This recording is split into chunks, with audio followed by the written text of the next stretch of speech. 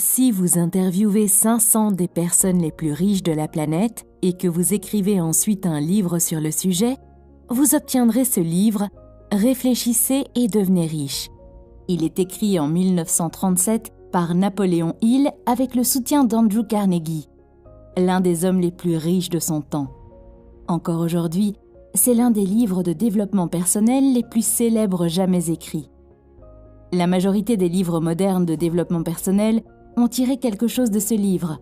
Il se compose de 13 principes et dans cette vidéo, je vais en résumer 9. Principe numéro 1, le désir. Pour réussir, il est essentiel que le désir d'être grand existe en chacun de nous. Sans ce désir, il n'y aurait pas de motivation pour agir. Le simple fait de vouloir ou de souhaiter ne donnera pas de résultat, car il ne s'agit que d'un vœu pieux. Les vœux n'entraîneront que de la frustration. Ce qu'il faut, c'est un désir profond et brûlant de quelque chose qui se traduira automatiquement par des actions qui apporteront des résultats concrets. Lorsque vous vous concentrez sur le désir, vous êtes consumé par le sentiment d'avoir cette chose dans votre vie, au point de vous imaginer déjà ce que vous ressentirez si vous l'aviez dans votre vie. C'est ce désir qui vous pousse à agir qui donne des résultats. Lorsque vous avez un désir fort, vous aimez travailler sur votre objectif 10 heures par jour jusqu'à minuit. Vous vous endormez et vous en rêvez. Vous vous réveillez et vous recommencez à travailler. Vous ne vous dites pas « si cela ne marche pas, je vais faire autre chose ». Vous y allez à fond et ne vous laissez pas d'autre choix. En 1519, le capitaine Hernán Cortés débarque à Veracruz pour commencer sa grande conquête de l'Empire aztèque. À leur arrivée, Cortés et ses soldats se rendent vite compte qu'ils sont moins nombreux que les Aztèques et qu'ils ont très peu de chances de gagner. Le capitaine Cortés avait un désir ardent et il voulait conquérir quoi qu'il arrive. Il ordonna donc à ses soldats de brûler leurs navires avec lesquels ils naviguaient. En brûlant leurs navires, il envoyait un message clair à ses soldats. « Soit nous gagnons, soit nous mourrons. Il n'y a aucun moyen de rentrer chez soi. » En conséquence, Cortés a gagné la bataille malgré les grandes différences entre les deux armées. Je pense que cette histoire est un bon exemple pour expliquer le point de vue de l'auteur sur le désir brûlant. Dans le livre, il partage une formule en 6 étapes pour que chacun puisse transformer son désir ardent en réalité. 1. Fixez dans votre esprit le montant exact que vous souhaitez atteindre. 2. Déterminez exactement ce que vous êtes prêt à faire pour recevoir cette somme d'argent. 3. Précisez une date exacte à laquelle vous souhaitez l'atteindre. 4. Créez un plan et faites le premier pas immédiatement. 5. Décrivez votre désir en une phrase claire et concise. 6.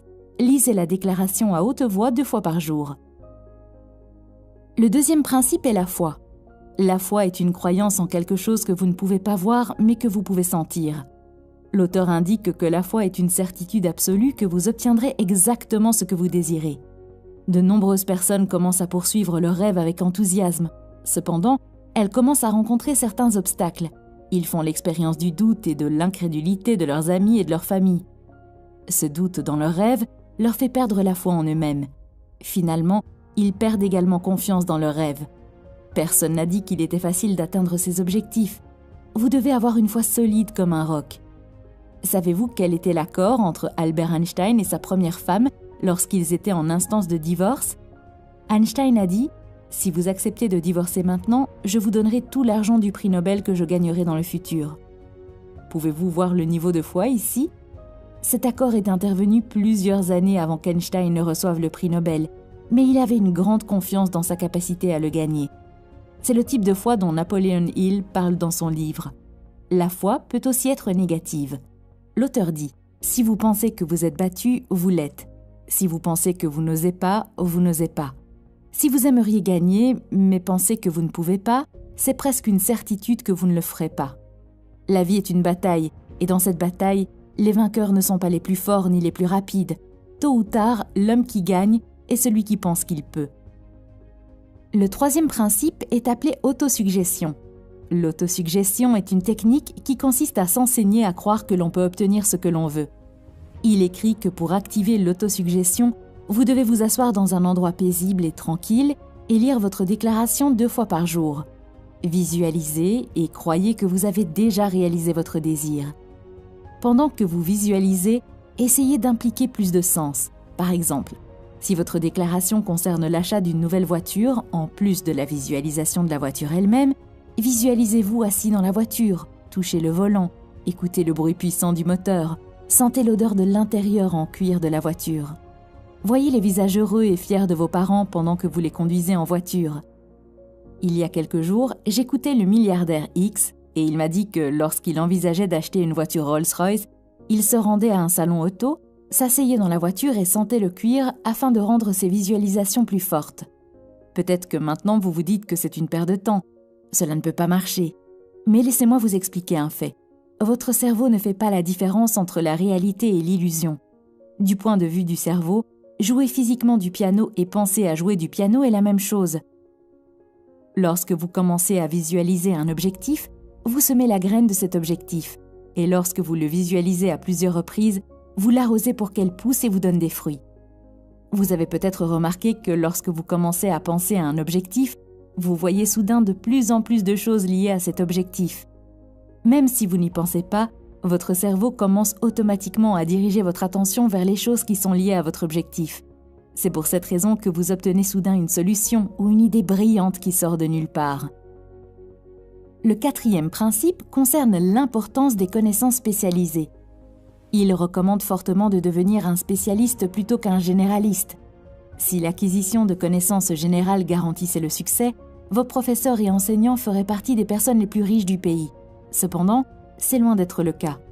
Le simple fait d'avoir des connaissances ne fait pas de quelqu'un une personne intelligente, ou même une personne qui réussit. Le succès et le pouvoir s'acquièrent grâce à des connaissances spécialisées très organisées et intelligemment dirigées. Laissez-moi vous donner un exemple pour comprendre le pouvoir des connaissances spécialisées. Si vous cherchez un photographe pour votre mariage, engageriez-vous un type qui se concentre uniquement sur la prise de photos de mariage ou un type qui prend toutes sortes de photos ? Vous choisirez très probablement le type qui est uniquement spécialisé dans la prise de photos de mariage, même s'il facture plus cher ses services.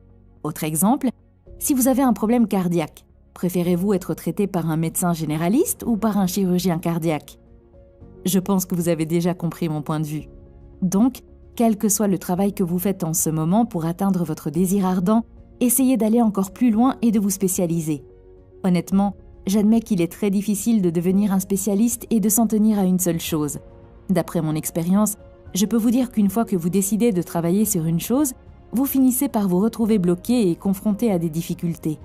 À ce moment-là, beaucoup de nouvelles idées et de nouvelles opportunités vous viennent, ce qui rend très tentant d'arrêter et de commencer à travailler sur autre chose. Ne faites pas cela, c'est la pire chose que vous puissiez faire. Ce type de comportement est une maladie et porte même un nom propre appelé syndrome de l'objet brillant, ce qui signifie que vous ne vous en tenez pas à une seule chose et que vous courez constamment après ce qui est attrayant. Le 5e principe est l'imagination. L'imagination est littéralement l'atelier où tous les plans sont créés par l'homme. Le désir, l'action prennent forme et se concrétisent grâce à l'imagination. Si vous pouvez l'imaginer, vous pouvez la créer, dit Napoléon Hill. Tout est créé 2 fois, d'abord dans l'imagination du créateur, ensuite dans le format physique. Les grandes inventions que l'on voit autour de nous, comme Google, YouTube, Facebook, ont commencé comme une simple idée dans l'esprit de leur créateur, puis ont reçu leur première forme dans le laboratoire de l'imagination, avant de devenir un vrai produit. Selon Einstein, l'imagination est beaucoup plus importante que la connaissance. Alors que la connaissance et la logique vous mènent du point A au point B, l'imagination peut vous emmener n'importe où. Peut-être qu'en ce moment même, vous regardez la vidéo et vous vous dites « Ok, tout cela semble très scientifique et fantaisiste, mais je n'ai pas une imagination forte et je ne sais pas comment l'améliorer. » Avant de vous donner une réponse, laissez-moi vous dire une chose. L'imagination est comme un muscle. Plus vous l'entraînez, plus il devient fort.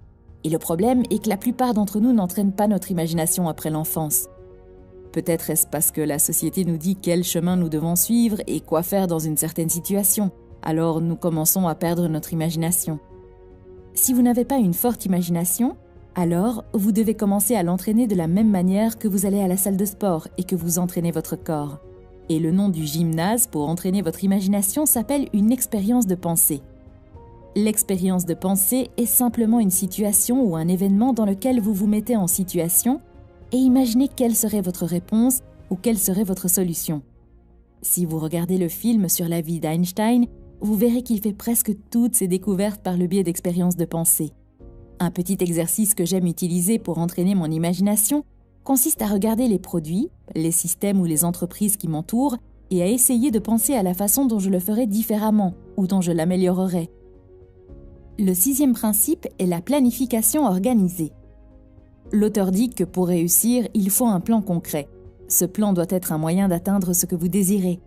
Prenez votre temps pour rédiger un plan et écrivez-le ensuite.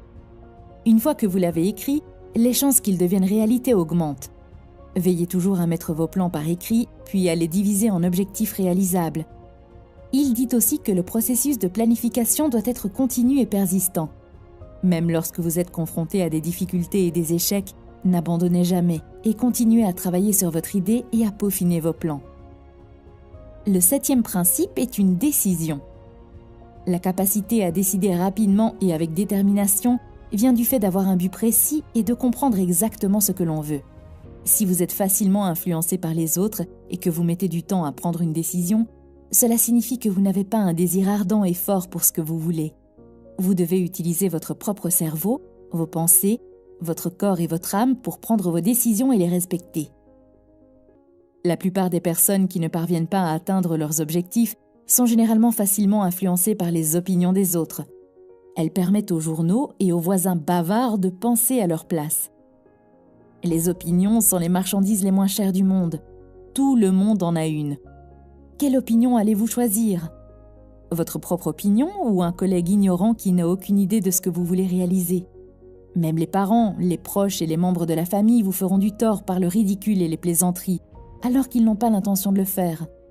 Des milliers d'hommes et de femmes portent des complexes d'infériorité avec eux tout au long de leur vie, parce qu'une personne ignorante a détruit leur confiance par des opinions ou des moqueries. Vous avez un cerveau et un esprit qui vous sont propres. Utilisez-les et prenez vos propres décisions. Si vous avez besoin de faits ou d'informations provenant d'autres personnes, obtenez-les discrètement sans révéler votre but ou parlez à votre groupe de cerveau. Je parlerai du groupe de cerveau dans le dernier principe. Pour l'instant, l'une de vos premières décisions sera de garder la bouche fermée et les oreilles ouvertes. Principe 8. La persévérance. La persévérance est un facteur extrêmement important qui déterminera votre réussite dans la vie. C'est une habitude importante que vous devez acquérir pour atteindre vos objectifs.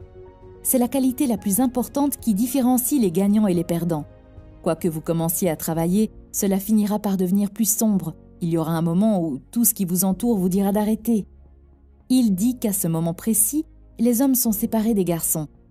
Dans le livre, il y a quelques exemples pour montrer le niveau de détermination à gérer les moments difficiles. L'un d'eux concerne Thomas Edison, le célèbre inventeur de l'ampoule électrique.